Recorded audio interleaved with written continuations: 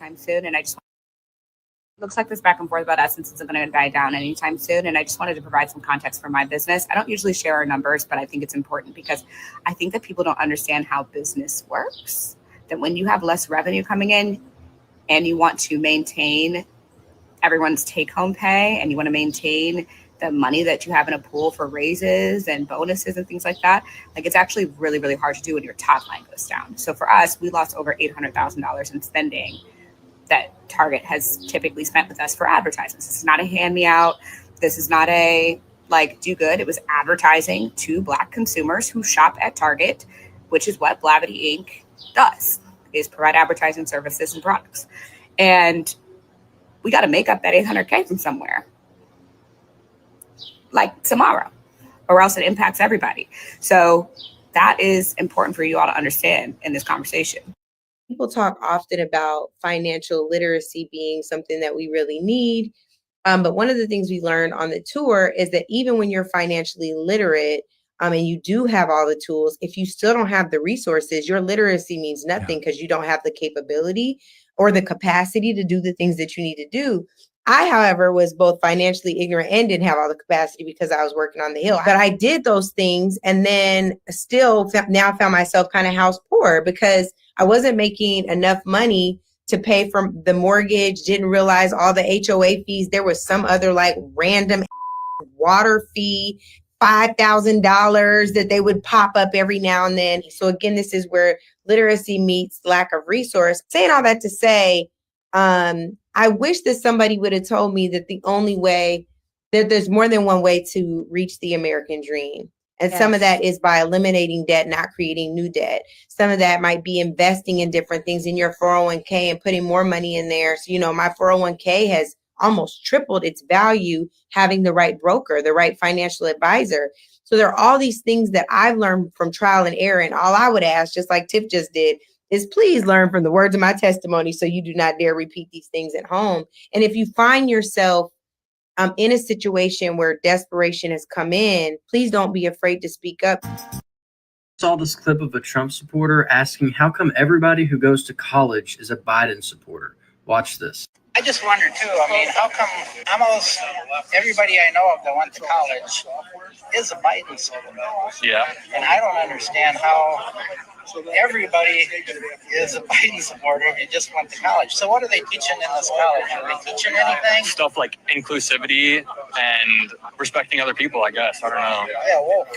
Yeah, wokeness. I really like that other guy's answer there because they teach inclusivity and how to respect and treat other people in college. That's very true. But also the question kind of answers itself. When you go to college, you're taught to analyze evidence, question sources, and fact check claims. And all of these things don't sit well in a party that's built on conspiracy theories and culture war nonsense. It's not that going to college makes you a liberal. It's the fact that being exposed to science, history, economics, and reality makes you a lot less likely to fall for populist propaganda. It's not surprising at all that the more educated you are, Good morning, good morning. It is Friday, and we are so happy to be with you. It is Happy Swag T-shirt day, and RNG is rocking Alabama A&M Bulldog shirt today. So there you have it, but welcome to Let It Be Known. Peace and love, everybody. I'm Niele Anderson, and of course, this is where you get your headlines that are uplifting and impacting Black America. So we have headlines. We'll tell you what food brand thinks that the Tulsa race riots is a fun fact. Angel Reese is being attacked by white racists on social media, and TikTok may be ticking away. We have those details and a lot more today. And as you see, we were talking about financial literacy. You had the founder of Blavity and Afrotech talking about Essence Fest. And Carolyn Wanga yesterday, Stacy, who is the executive director and editor-in-chief over at Essence, put out a lengthy response after all the feedback she's been getting, negative feedback she's been getting about Essence Fest. So a lot to talk about today. Well, just to stay there for a moment, yesterday, of course, Nakima Levy-Armstrong really laid out the facts about the Target boycott, about what it's really about. I'll say this too. I guess your girl from Blavity's was saying about they have this deal with Target and Mhm. Essence, of course, sponsor. When you have a contract, um, that's they've had these contracts apparently. So I don't know what to really think about that. I don't know how they're gonna get criticized regardless, but I understand where they're coming from. They're in an agreement that they entered in before the boycott. So I don't know, Neil. What do you do with that? I mean, well, Morgan also talked about the fact that, payroll, you Hmm. know, you know, promise raises for, good work Hmm. that people are displaying within her company, Blavity, and she also does Afrotech as well. So as a business owner, it's different from being a sideline, advocate or a advocate. You know what I'm saying? So it's like Hmm. give and take, and you just you have to. It's a balancing act because you want to keep your you want your business to Hmm. thrive and survive, but you also want to be a part of the movement that has a really important message, and what they're saying is true. And so, I mean, and here's the thing. I think we had a conversation with somebody, I think Greer and I, and this person was like, if I take the money, it doesn't mean that I have to, participate in the situation, the way they want me to. So just because Essence took the money, it doesn't mean that the people went and got the goods. Yeah, y'all Yeah. could be here, but it doesn't mean that the people have to take your goods. And I know Hmm. a lot of people at Essence didn't participate in the Target booth. They just Well, walked on by. yeah, one of the problems is RNG has mentioned this a few times, and I've seen so many others talk about how Essence handled local vendors, black vendors, was horrible this year, and so that I think puts them under more scrutiny. It only adds to the situation with Target for them because of how they uh, uh, allegedly treated local and black vendors. Yeah, and I think we should put that in the context too. If turnout was down, inflation is happening, and a lot of the events and parties that usually happen at Essence didn't happen this year, then those vendors weren't going to get hired because there was nobody to hire them. So, I Hmm. mean, it's like, do you blame Essence because turnout is lower than the past 30 years? If we have 100 parties and now we're only down to 50, what do Hmm. people expect for Essence just to pay local vendors because the party's not happening? I mean, so I think there are a lot of factors that go into this to just say, oh, they didn't take care of the vendors. Some vendors pulled out because they couldn't afford it. And I think a lot of these festivals across the country, especially like these Juneteenth festivals like Taste the Soul, it'll be interesting to see if these small mom and pop brick and mortars will be able to pay those fees to participate because the money's just not there. It's just Well, not yeah, there. right, and it goes back. I'm going to go back to the Blavity situation. Look, it's easy for me or somebody else to say, "Well, you know what? Don't take the money." We are in critical times. For sure. There is there is little opportunity for people who look like us to get money. They have done this to us. Of course, it's all intentional. It's to break us all, but I am not going to tell somebody don't feed their family. Right, right, I'm right. not going to do it. Or tell someone, or make a decision on, I have to have my business survive for the rest of the month, or do I take a chance and spend this $5,000 or $10,000 that it's going to take for me to participate in this festival, right? Because you have to pay the fees to participate, then you have to have the goods to sell. And who's to say that you're going to make your return? Because turnout is not the Hmm. same from last year. So there are a lot of factors that go into, it's not just white and black. It's a lot of gray in the middle, and some of the And decisions. all of this would be moot if we had reparations, right? No, not at all. No, Well, think about it. If okay, if we weren't put in a position where we needed reparations or we sought reparations, if we were just given a level playing field, we wouldn't have to rely on corporate money.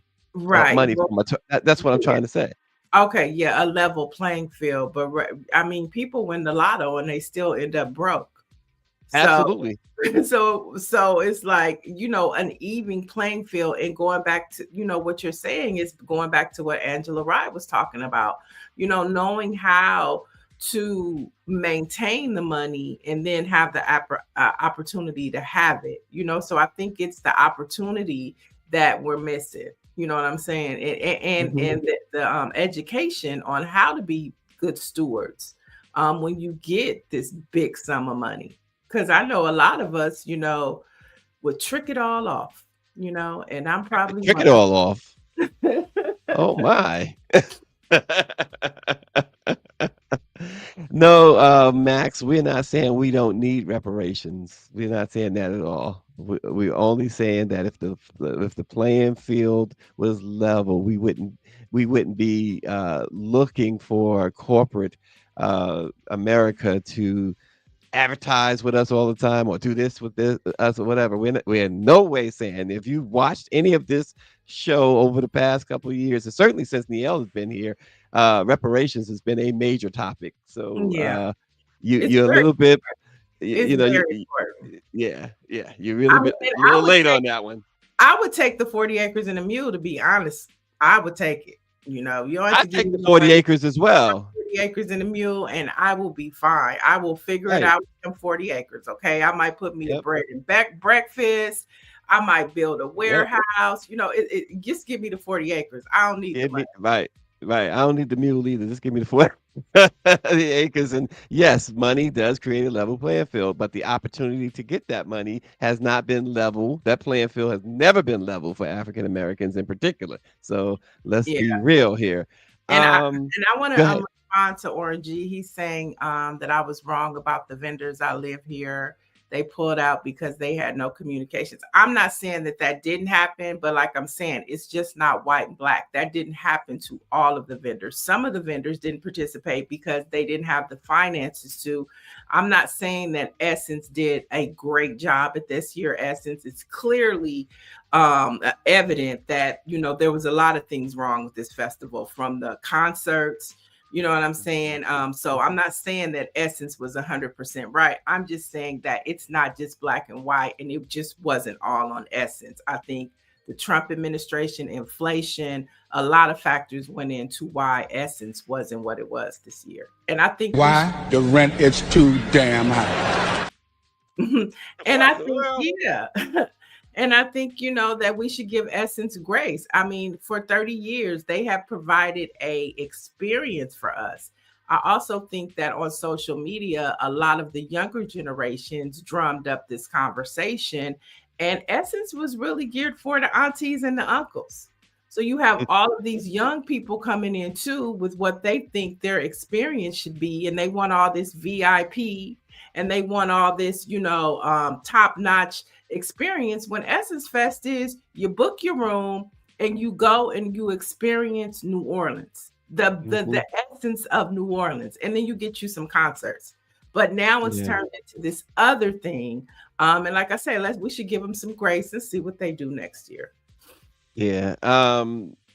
There was also a clip Greer played at the beginning asking about education and Biden voters and Trump voters. I got a question about the overall thing. Has there been any evidence that Trump ever earned a higher education credit? Because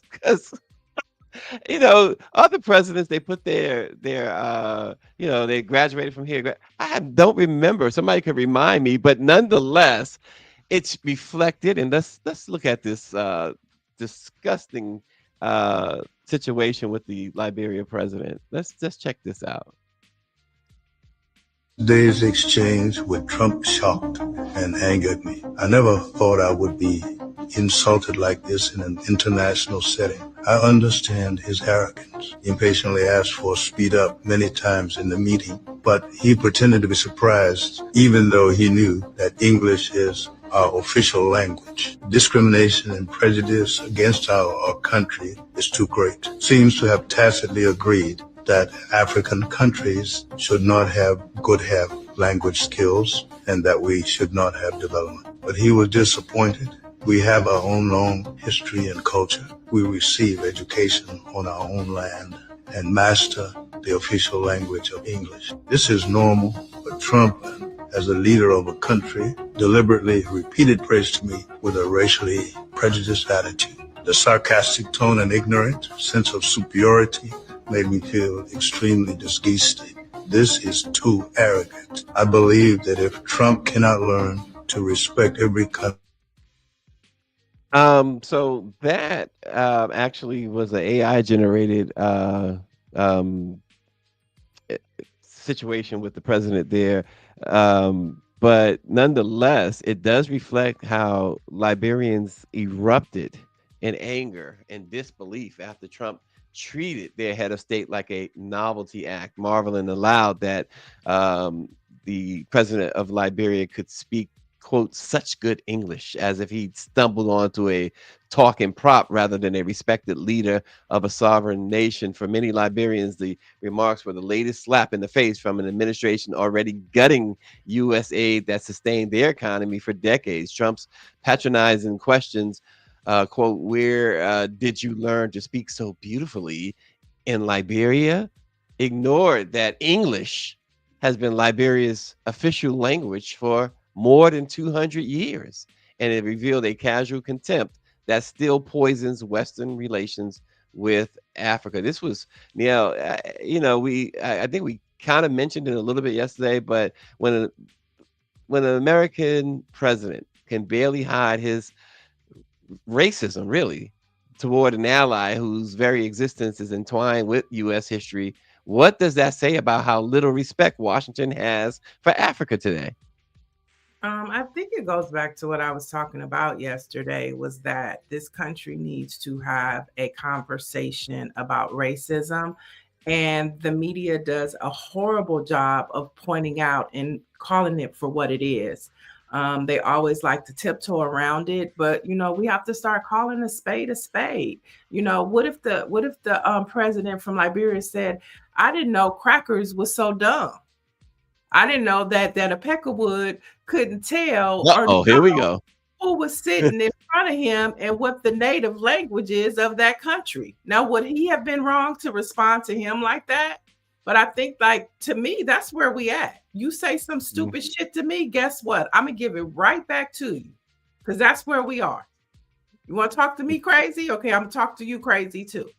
And now, the news media can do it more dignified, and be more educated, like the Trumpster was saying, because we know that most people who support MAGA, they're barely high school educated. I mean, that's a fact. And that man proved that point.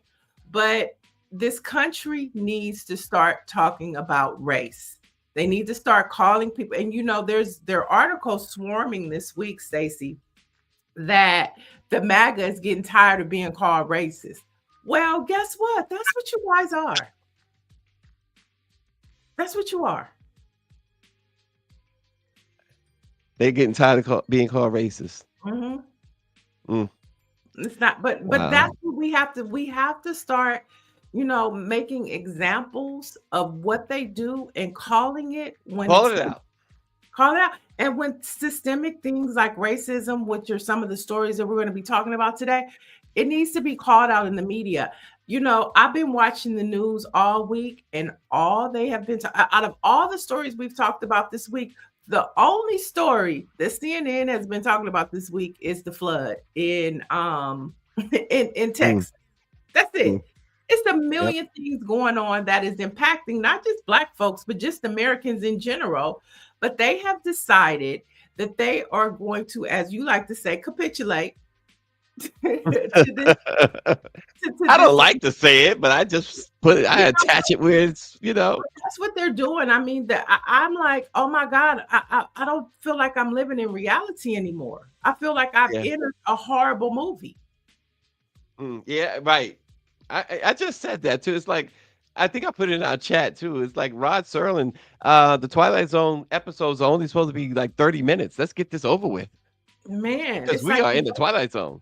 we are in the Twilight Zone. The things that are happening just should not be happening. But I'm telling you, I think Jasmine Crockett knows how to do it. She does it very well when she's in her hearings. And when Marjorie comes from her, she comes right back for her. This is the state that we're in. They have no decorum.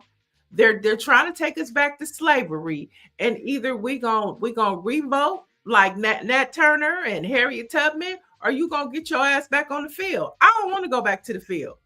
So we need to just start, like Nikema Levy, speak truth to power. Even if it's a Black person, we need to start speaking truth to power and start calling out this systemic racism and just blatant racism that this Trump clan is doing.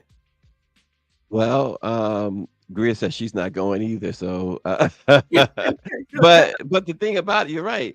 And I like what you said right there at the end, even if it's somebody Black, because I know that there are some folks that are reluctant to call them out, and you got to call them out. You got to call people out. And I don't care who you are. If you are on the wrong side of this, you need to be called out. And it's not just the Tim Scotts and the Byron Donalds, those guys who are bucking for butter biscuits all the time.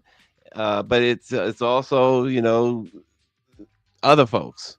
Right. And we have to stop, we want to be, Langston Hughes said it best, docile Negroes, meek and mild. God forbid the day you change your mind. We need to start changing our mind about how we address these issues. And we're so, we have to be respectable. We have to have decorum. But look at what Donald Trump said to the president of Liberia. Oh, you speak so well. Like, Yep. Like he was a slave coming out of the field, and it's like, who educated you, boy? Right. And the language is English. Or like he didn't know, like his stupid ass didn't know the name of the Japan's prime minister or president. Right. So we called him Mr. Japan. Right. Right. And somebody else brought up too in the chat that just a week or so ago, Dr. Joni says that he tossed off an anti-Semitic slur in a big speech last week, rolled off his tongue like he was saying hello. And nobody's calling them out. Nobody's calling them out. I'm telling you that the gloves are off. Stephen Miller is coming for us. So y'all better wake up because they coming. And they're hiring all of these January 6ers. They're hiring Klansmen. Cowboys. We told you earlier this week that there is another Klan organization on the rise that are in the military, that's in politics, that are judges. They are coming for us. And so either we're going to be docile, meek, and mild, or we're going to let them know that, hey, we have something to say too, and we're going to resist. Yeah. And you need some strong folks, because I saw today, just this morning, several, and I know it's been going on, but I've seen a lot this morning posts about Primary and Hakeem Jeffries and people like him. Folks want some real people up there now. They're tired of the same old now.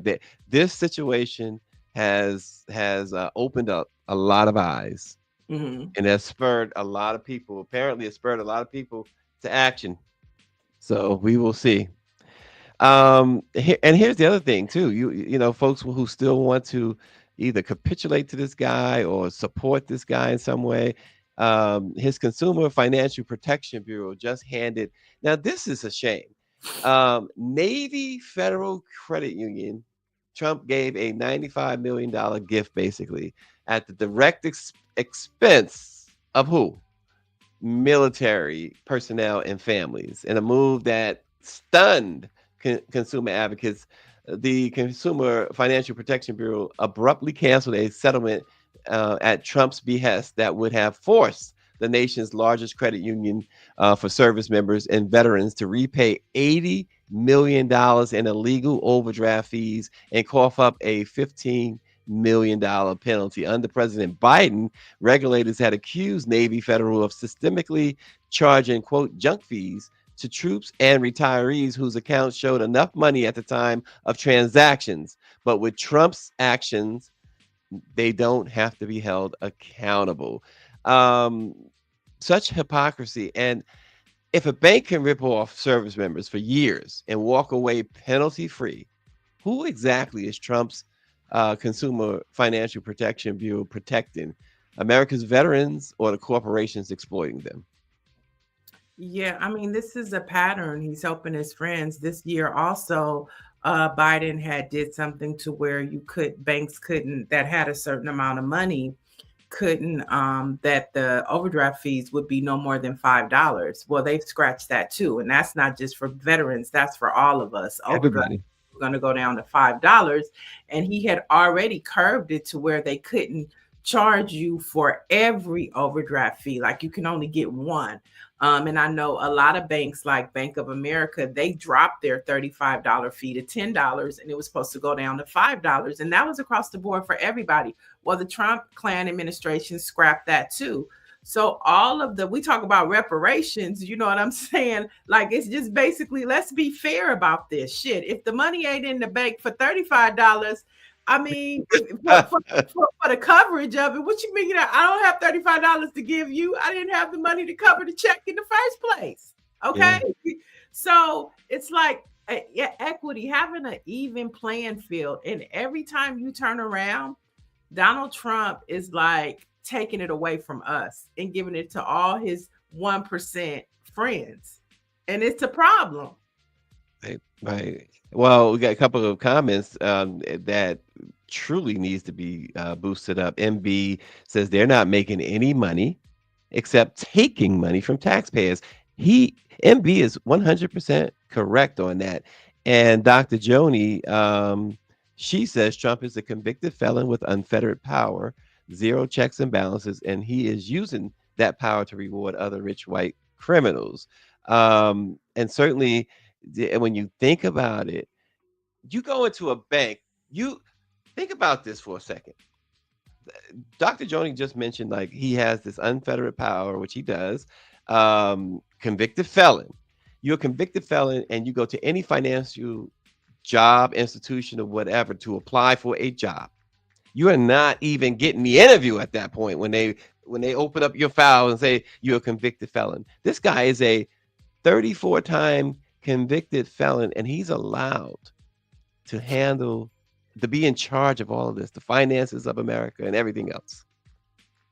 It goes back to what I'm saying. This country needs to have a reckoning with racism, and white privilege. And if we had those conversations, then we would understand how Donald Trump and his clan are in office. You know, the foundation of this country is based on white supremacy.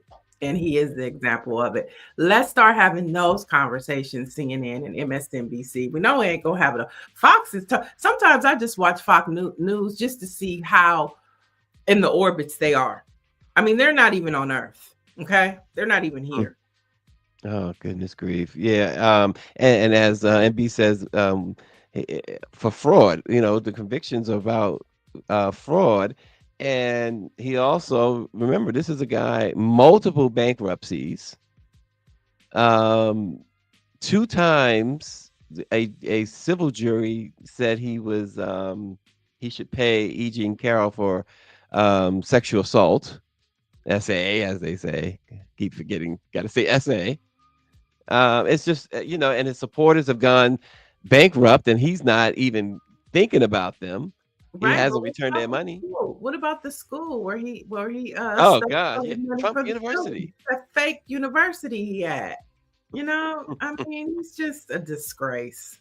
It is. It really is. So again, going back to that opening video, they're asking about Biden supporters going to college. Well, obviously, it appears, just based on the fact that you choose to support this guy, you must not have more than a elementary school education. His supporters, Well, goodness it's grief. a fact. Statistics show that most of Trump's supporters are high school level people. Dropouts. Yeah, Okay. no, dropouts. Their highest level of education that they've had is high school. So I mean, Okay. I think that he's speaking to that demo. That man, Mm. he that is the prime example of what a Trump supporter is. They are uneducated white folks. That's Mm. the base. And then you mix that with a little stealing with Elon Musk, right? A little control of the media, and you have the perfect storm to be a loser winner. You're a loser, but you win. These guys, their first sexual experience was with their grandmother, um, in the trailer somewhere. Goodness grief, I'm just done with these people.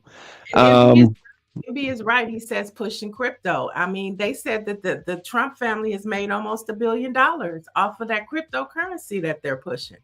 I mean, they're just the worst. David Youngblood said he did. Trump said he did. He loved the uneducated. Mm.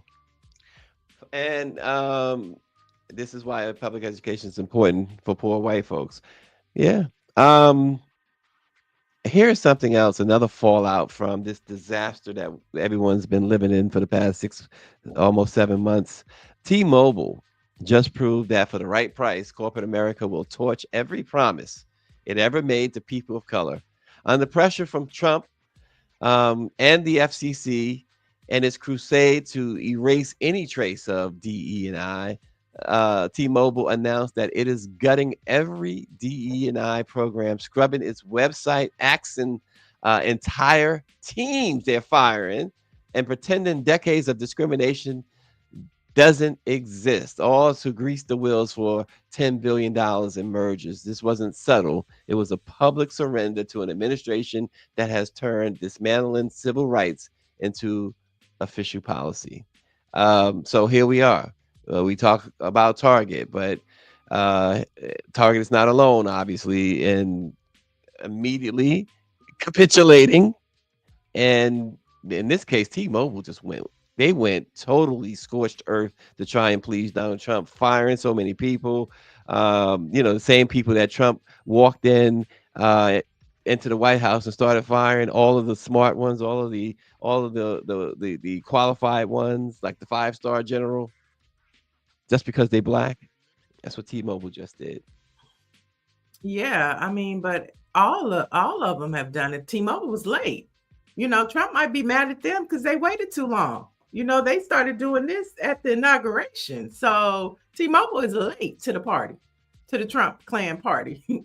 What's funny, Niele, what's funny is what Orange G said, and he's right. You call T-Mobile customer service, and someone from Pakistan will answer the phone. Well, in a minute, it's going to be AI. Yeah. So Pakistan better start saving their money because in a minute, it's going to all be AI folks talking to us. Well, But look, was late to the Klan party. They late. All the corporations have already decided to bow down to Donald Trump. Look at all of the money he's made. He's made money from Meta. He's made money from Paramount. If you want to do a merger, you got to bow down and kiss the ring. and that's why they waited, and now the merger situations come up, and let's do this. That's what Denise Rolock Barnes, the publisher of the Washington Informer, was telling me yesterday. Because I go in on the mayor Bowser, and she says, well, you got to understand that Congress is, they control the purse strings in DC, and they're withholding right now like billions of dollars or whatever, and so she has to try and walk on eggshells to make sure that things are paid for and funded, et cetera, et cetera, et cetera.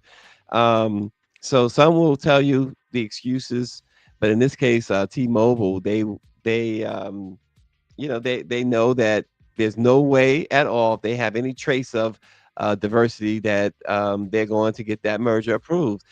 And Tamara Shealy has joined the party. She says, Niele, that reparations is the discussion we should be having with this administration.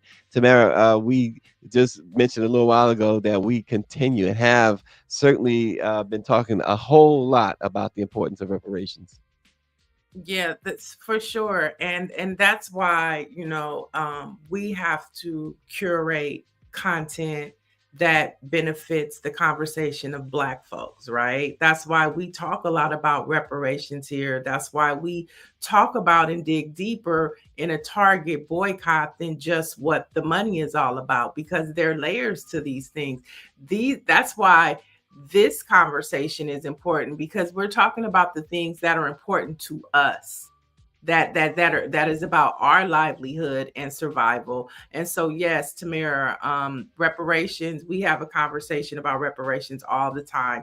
We try to bring in the voices that are leading the progression of reparations, and we also talk about those who were within our community that might not see reparations the way we see it, because it's larger than 40 acres and a mule now.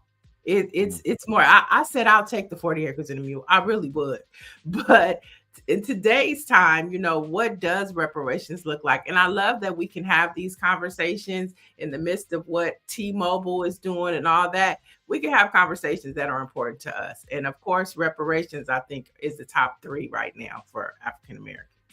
Well, Dwight Dorsey says boycott T-Mobile like you did with Target and Walmart. Dwight says that I got a simple Android phone. Oh gosh! And MB has a breaking news. MB says he finally saw Sinners.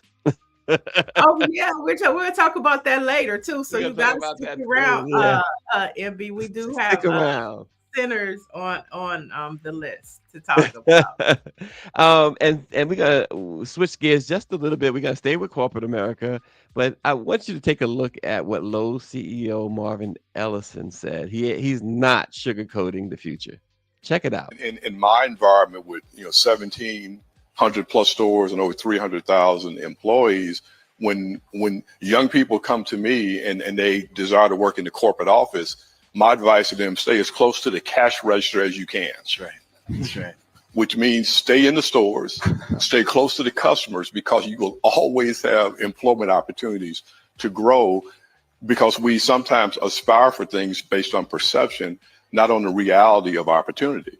And the statistics bear out that there's incredible career growth opportunities, incredible earning potential, and the opportunity is going to be significant. And I also think, quite candidly, with the emergence of modern technology, whether it's large language models, AI, and all the other next level innovations that we don't even understand yet, these jobs are going to be more in demand and more available, because technology will supplement some of the corporate jobs that people aspire to over the last couple of decades. But these jobs will be jobs that will be required, that technology, as I mentioned earlier, just will not have the ability to solve as quickly and as efficiently. Even in my environment with, So it's really, folks, what he's saying is absolutely true. Obviously, he would certainly know, but we got to stop looking down on blue collar work. In fact, the Big Cheese says there's a shortage of men and women to fill the available jobs and trade skills like welding, manufacturing, electrical, plumbing, and heating. And these are high paying jobs, because AI is coming for us all. I hit the roof, Niele, at one of our NNPA conferences a couple of years ago, when one of our publishers displayed that he had did his whole paper using AI, the photos, stories, and everything. And I was like heated. I was absolutely heated. But yeah, AI is coming for all of us. Yeah, he sounded like an elitist, though. I saw that yesterday, and I was like, bro, don't tell me I need to stay in the store. Stay behind the cash register. Yeah, let me see you. Let me do your job for a day, and you do mine. Who you think you are? I wasn't expecting that. You know, I didn't appreciate that. But yeah, Well, wait, because listen, it's really interesting that a man sitting in his position, CEO behind the CEO desk, telling you to stay behind the cash register. That yeah, is that when you think about that, when you boil it down to that, even though it's you a kind of lose Negro the message please. on the L. It's a Negro please moment, okay? And there's Oh, nothing wrong. There is nothing wrong with running a cash register, but it's just how he said it. You know what I'm saying? Like, what if the kitchen in the bedroom. The kitchen in the bedroom. what if I am a cat? I'm on the register, but I want to be a manager. You telling me I just need to stay where I'm at because I'm safe? Negro, please. Prophet says he did the cash register before he climbed the ladder. You know, if he don't get out of here with that, but to the point of trades, I think that we need to get back at valuing trade schools as much as we value higher education, because to Yes. Jesus' point, you know, electricians, painters, mechanics, all of these are good, decent jobs. And I know a lot of us women don't nobody want nobody with no soft hands. We want some, Oh, man, we want to see some calluses in your hands. We want to see that you good know how night. to fix some stuff. You know what I'm saying? If your hands is too soft, I don't want you. Okay. I Mm. want to see that you know how to do some hard labor and work. Okay. But yes, we need to make sure that we are, you know, balancing the playing field. You can go to college and you could be this, but you can go to trade school. You could be a chef. You know, Cordon Bleu is at LA Trade Tech out here. Okay. You could be a lot of things. And I think that that's what we should be like, making it okay to either go to college or trade school. But just higher education is important, no matter which community college. Important, especially now with student loans and everything. Start at a community college before you waste all that money. You know what I'm Mhm. saying? And find out what it is Without question. you can get in and you can get out. You know, that's how we need to be training our younger generations, Hmm. community college, trade school, college. But don't go to college until you're ready, because you're gonna waste a lot of money. If you just go and then take 3 years to decide, oh, well, what is it that I want to do? Because somebody got to pay back them loans. What the heck is a black job? I mean, we talked about it last year and stuff like that. I think it's just idiotic. Well, don't say Um, that, because our first lady coined that phrase. oh, I think though she was saying the same thing that I'm saying now, and that's pretty. This idea in Trump's head, black jobs is in the fields. Give me a Well, break no, I that don't think that Trump he is bring. thinks that. I don't think that he thinks that. I think that's why he doubled down when he got in office and took a lot of black jobs, because he wanted to prove a point to her that I'm gonna show you who gonna have a black job when I'm done with it. That's how I feel like he took it. Like, I'm gonna take Okay, all the so what is a black job? and are you at? But see, that's a double sworded question, because it depends on who you ask. Okay, because this person says Depends on who construction. you ask. Why is construction considered a black job? But it's not anymore. Latinos didn't take all over all the black. If a construction worker job, I think the term like MB, you're 100% right. That's what I'm getting at, MB. It's a very divisive and has so much racial undertones to that. Racism with that term. So you can miss me with that whole black job stuff. To me, it puts oh, us in my a black whole corner. No, but I think it puts us in the box. Okay, this is a black job. You can't have the CEO job. You can't have the this or that or whatever. But yeah, you can go work on that site over there. See, I take it from the Michelle Obama's perspective. You know, who's going to tell them that one of them jobs might be a black job? And she was talking about the president of the United States. And so her point was any job is a black job. But when you look at it from the white perspective, it's when you get put in a box. Right. Like right Right. now on our black jobs. I love my black job. I created my black job for myself. And There you I'm go. happy about it. So I just think it depends on who says it and what perspective you look at it from. Mm-hmm. It Yeah. can be negative. It definitely can be negative when it's coming out of a cracker's mouth. But when it's Yeah. coming out of Michelle Obama's mouth, it's like any job is a black job. The president of the United States job is a black job. So I just Mm-hmm. think so, Mm-hmm. Yep. And Mike V says black jobs are roles that have zero upward mobility and perpetually disenfranchise black people. Yes, I think it depends on Well, there you go. I Mike think V. it depends There on, you go. how you look at it. I So look there you at it have like it. how our forever first lady looks at it. A black job is any job you want it to be. It could be the president of the United States. It could be a Mhm. construction worker. It could be a CEO. It could be a mom. Okay. It could Mhm. be a dad. Mhm. We define what a black job is for us, not Yeah. Again, I think what Michelle Obama, I think I'm 100% what she's saying is pretty much what I'm saying. It's not something to Trump uses. You said it. It's for him and his supporters. It's a derogatory thing. Mhm. Michelle Obama was saying that basically what we tell our kids, what we've been told, what our parents told us, you can be anything And you want to be. you want to be. So, It's like Dr. Nicole says there's no such thing as a black job. That is what I think Michelle meant too. It's a pejorative term. But yeah, it's all of those things. But even when she said it, look how black people took it. We made it out of a video. Everybody was like, I'm on my black job. So it really depends on, is the glass half empty? Is the glass half full?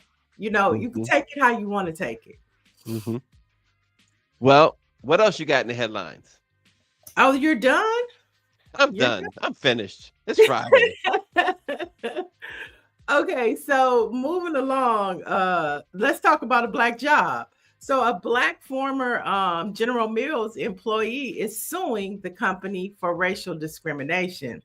Now this is because after he says he was fired for speaking up about flyers that listed the 1921 Tulsa Race Massacre as a fun fact for Black History. Lord. So the employee's name is L. Lee Tyus, and he worked at the St. Paul's, Minnesota plant. He said the flyer was in the break room where not only not only did it hang on the wall, but it trivialized deep racial trauma. Titus claims he was fired for speaking up about the flyer. Now, General Mills representatives provided the following statement. They said, while we do not comment on pending litigation, I can share that General Mills does not tolerate discrimination or retaliation. So the question is, were they being innocently ignorant, or did they just not give a damn? Well, an argument I'm sure could be made for both, but I tell you what, I need to sue somebody. I mean, just let me find somebody to sue. I just want to sue somebody. So you don't think this is worth a lawsuit? Oh no, I agree with him. I wish I was in his position. I'd be looking for a retirement fund. That's why I want to sue somebody. And this is like, why we have to kind of have conversations going back to racism, what is acceptable, because sometimes they just don't know. They so tone deaf, but in some instances it's on purpose. Right. How do you do a fun fact out of that? You can't do a fun fact out of that. You could have put a Black History fact since it was Black History fact. But, so that's what I'm saying. Is it innocently ignorant, as my pastor likes to say? Some people are just innocent. I don't believe in all that innocence. No, it's callous. My MV's callous. Or it could have been just some 21-year-old, some young employee. Okay, for Black History Month, we're doing we're doing facts. And he just like, well, we're gonna call we're gonna call all of them fun facts and just put it in there. Like, it's important to know, but didn't think to change the title. It could have been something as frivolous as that, or it could have been some old white person that's like, funny to me. Yeah, so General Mills gonna have to pay up. There we go. I'm all for it. I'm all for it. So now he not gonna have to work his black job. Right. 'Cause you gonna Right. And pay he'll get cereal free for the rest of his life. him. Okay. All right. In more racist news, a racist meme targeting Angel Reese has social media, Stacy, all fired up. Now, this week, Yep. 2K Games announced that NBA 2K26 would be released on September 5th, and Angel Reese and Carmelo Anthony would be featured on special edition covers. Carmelo Anthony because he's being inducted into the Basketball Hall of Fame, and of course Angel Reese because she's just a hot ticket right now. But Caitlin Clark fans responded with anger. Fox News even ran a headline that said WNBA fans furious as Angel Reese gets NBA 2K26 cover over Caitlin Clark. Now, the next thing you know, a racist meme surfaced showing Angel Reese as a monkey on a fake NBA 2K26 WNBA edition cover. Now, the post quickly went viral, and of course, everybody's talking about that monkey right there. Well, I tell you what, you know, Robert Griffin III, Robert Griffin III, the jerk, the idiot, the lowlife that he is, he tried to jump in on this saying, you know, he supports Angel Reese against racism. He goes on to say that I won't let anyone twist the truth just because it's inconvenient to them. Instead of trying to check me, just tighten up your circle. They calling me and saying you hate Caitlin Clark and not the other way around. I have zero interest, et cetera, et cetera, et cetera. Robert Griffin III got checked big time by Angel Reese's mom on Twitter. We don't need your support, is what she told him. She went in on him because he brought up in his so-called support of Angel Reese in this situation that she hates Angel hates Caitlin Clark. Angel has never said anything like that before.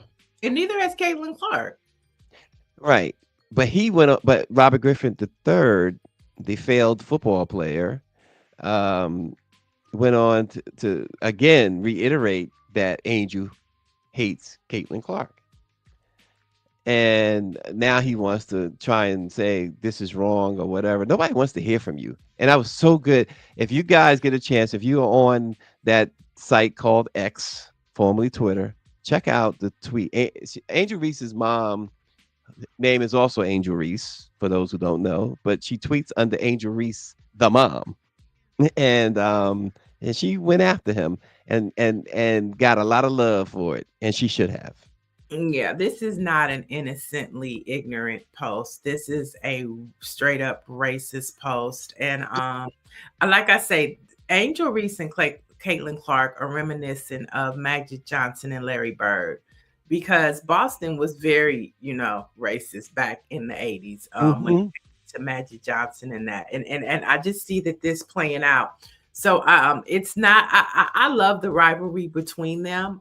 It is what ignited the thirst and the passion for all of us loving the WNBA. So those two women have done a lot for the WNBA. And I'm not taking anything from Caitlin Clark, and I'm not taking anything from Angel Reese. I just think that because of the climate that we're living in, white folks are emboldened to do stupid shit like this. And the interesting thing, and you're right, they it's reminiscent when Angel Reese and Caitlin Clark came into the league. It was reminiscent of Bird and Magic. But what's interesting is Angel Reese and Caitlin Clark are not the best players in the league. I mean, they get the most attention. That's debatable.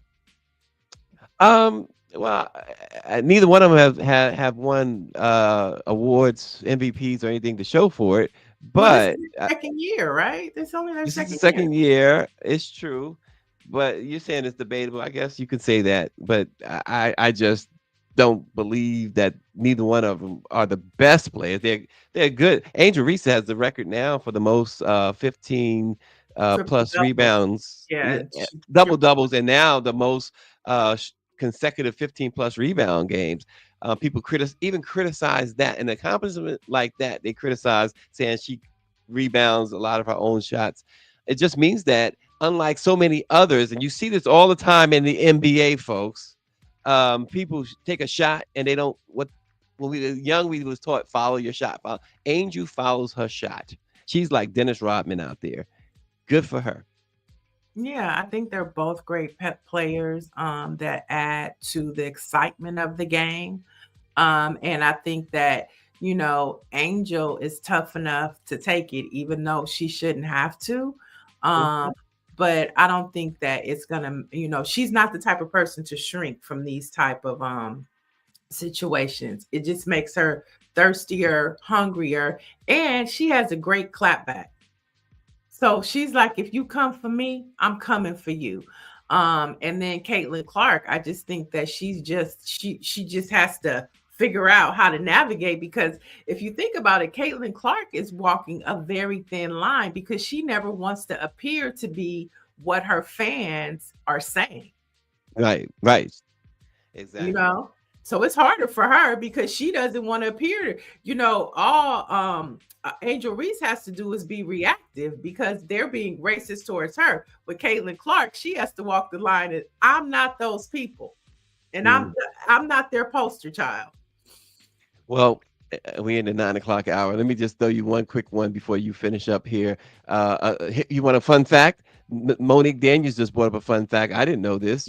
I'm sure you know it because you're a big Beyonce fan. But she says, "Did you guys know that Tina Knowles' maiden name is Beyonce? She didn't Mhm. want to lose the identity, so she named her firstborn Beyonce." Things Yeah, that make you say, "Hmm." it's INCE. It's not. Yeah, it's spelled a little different, but for sure. Hmm. Okay, so a couple more. Congresswoman member Jasmine Crockett was recently in Atlanta and said we need to own social media apps because the current platforms are owned by far right media. Now, X is owned by Elon Musk, of course, and Mark Zuckerberg's alliance with Donald Trump's administration leaves some serious questions about fairness and truth. She said, we can't keep building our movements on platforms designed to silence us. And this is Okay. true. This is true.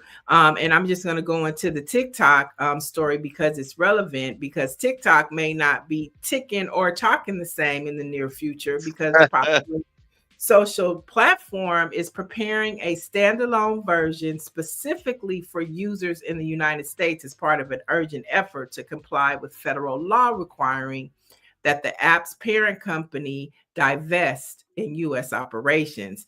So, a technology publication reported that TikTok plans to launch the new version of the American app in stores by April 5th. And then the current version of the app will be phased out by next year in March if the sale is completed. So when we talk about what Jasmine Crockett just said and looking at TikTok, we know that Isaac Hayes has done fan base, but maybe we need to start figuring out what's the platform for us. Yeah. Yeah. You gotta Yeah. figure it out. Yeah. And for our friends that brought up Sinners, that is right. You can check out Sinners now on HBO. So if you have HBO Max, it is airing there for free with your subscription, of course. And don't forget, Tyler Perry's new movie, Medea's Destination Wedding, is out on Netflix today. All right. And a little Black history for you guys on this date 120 years ago. Responding to frustration among African American activists over what they saw as Booker T. Washington's appeasement of whites, Atlanta University professor W.E.B. Du Bois founded the Niagara Movement on July 11th, 1905, to aggressively petition for civil rights. He was joined by journalist William Monroe Trotter, and Du Bois assembled more than 50 African American men on the Canadian side of Niagara Falls after a white hotel owner denied them lodging. The movement adopted a declaration of principles demanding that, quote, every single right that belongs to a freeborn American, political, civil, and social, as Du Bois declared. Limited resources and internal disagreements led to the groups disbanding in 1911, after which Du Bois co-founded the NAACP. Mm. That's it. Just want to go back. Orange G said fan base and B, your social Black owned social media websites. He says he's on both. Somebody brought up Blue Sky. Mhm. Like we said, we need a Black Press USA app. And then there's another one called Spill, SPILL. That's another Black-owned app if you want to start checking those out. And today, celebrating birthdays, Little Kim turns 51. Bonnie Porter is celebrating a birthday. And on this day, we remember Arthur Ashe, who was born in 1943. Off the ash. And our Black-owned newspaper of the day is the Omaha Star. The Omaha Star is a newspaper founded in 1938 by Mildred Brown and her husband, S. Edward Gilbert, serving the African-American community in Omaha. It is Omaha, Nebraska, obviously. It is known for its focus on positive news and its role as a champion of civil rights, particularly during the 1950s and beyond. The newspaper is currently the only remaining African-American newspaper in Omaha. The newspaper's offices served as a meeting place for the DePores Club, a youth-led civil rights group, after they were asked to leave Creighton University. The Omaha Star is now transforming its headquarters into a museum and journalism center, preserving its history and promoting the legacy of Black journalism in Omaha. The newspaper continues to serve the community, offering news, editorials, and various services like printing and notary services. So the Omaha Star, our girl, Terry, there she is, Terry Sanders. She is she's doing her thing out there in the home of Malcolm X. Now that's pretty dope. She's doing a museum. But we're short on time, so you can keep this conversation going. Just head over to Black Press USA, and if you're looking to know what's happening in America this weekend, BlackPressUSA.com. Hey folks, have a safe weekend, and it's party weekend for me, so I'll see you on Monday.